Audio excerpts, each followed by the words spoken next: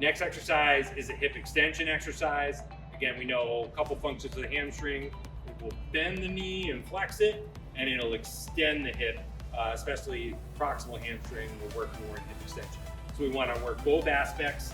So with this, I've got the band, in this case, a fairly heavy band anchored to cable column, but again, something heavier at home will work just as well. Again, the key with this is as I kick back, I don't want to arch. Again, I'm trying to avoid that excessive arch back anterior pelvic tilt position that puts more strain on the hamstrings. So I'm having back straight and neutral and hip extending, doing all the work that way to activate the hamstrings.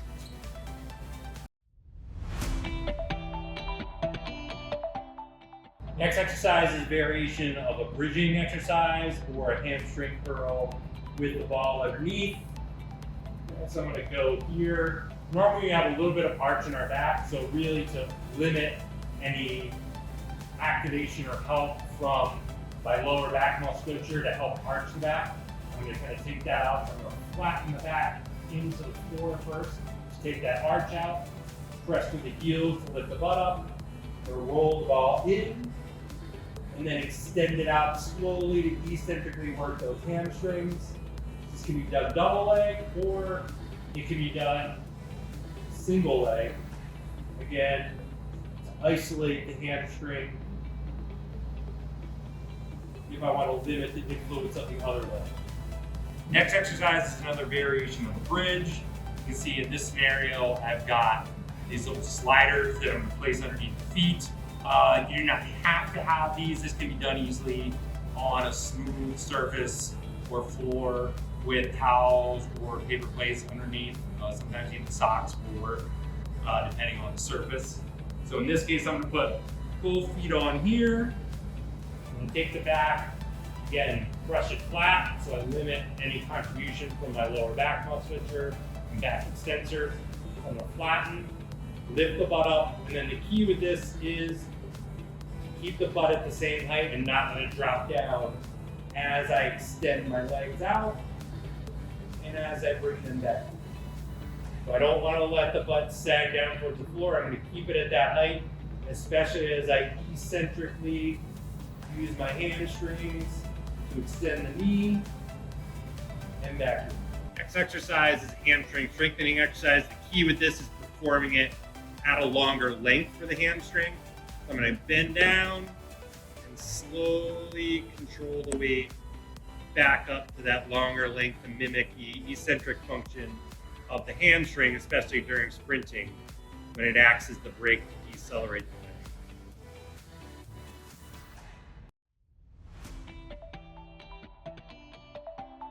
Next exercise is a Nordic hamstring exercise shown throughout the literature to really be effective in limiting incidence or frequency of hamstring strain.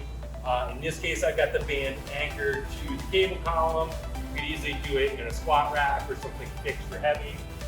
See, I've got the pad underneath the knees, and I've got something to kind of break my fall. The key with this is I don't really want to hinge at the hips. I want to keep a nice straight line from knees up to shoulder blades and back of the head. So I've got the band to give a little extra assistance.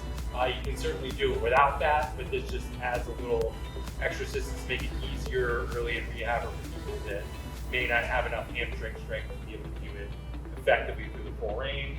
So I've got the feet anchored here. I'm going to do a controlled fall forwards, down to the pad, and pull it back. Next exercise is another variation of the Nordic hamstring exercise. You can see in this case with the setup, I've got my feet anchored under a bar, a little block or range of motion stop there, and something that can pull my fall forward. I've got heels anchored, put that pad out, and it's going to pull fall forward. And now you're going to get right through that hamstring.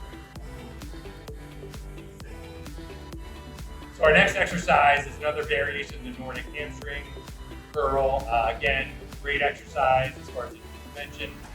Doing it this way can easily be done in a team setup as part of an injury prevention program.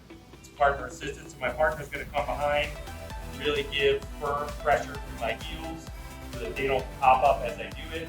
But again, do that control fall forward.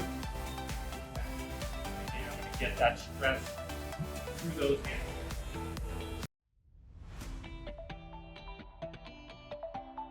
Next exercise is a straight bar deadlift. This can be done a variety of different ways and different setups. The benefit of doing it this way with a bar is you can really add resistance to overload the hamstring from the strength training. Someone like me with tighter hamstring, I might consider starting it elevated from boxes or blocks underneath. In this case, I'm gonna lift. And then again, the big thing with this is as I lower down eccentric, I don't want to round my back because that's going to put a lot of shearing stress on the lumbar region, which might aggravate any back injuries or create a back injury, which we don't want. You'll see I am not able to touch the floor. Some people with enough hamstring mobility and flexibility will be able to reach down and tap the floor with the bar.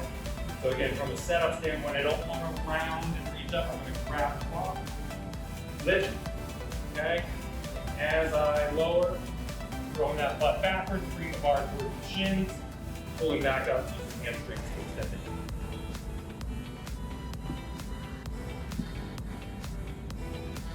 Next exercise is a single leg RDL, another variation of the Romanian deadlift for hamstring strengthening.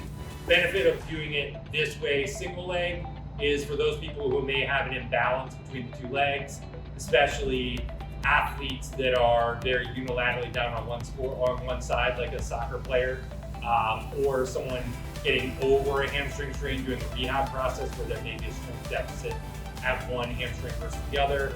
Doing it this way really gives you the chance to isolate that leg without the other leg kind of dominating or taking over. So in this case, I'm going to stand on one foot with the right leg closest to the camera is my effective leg.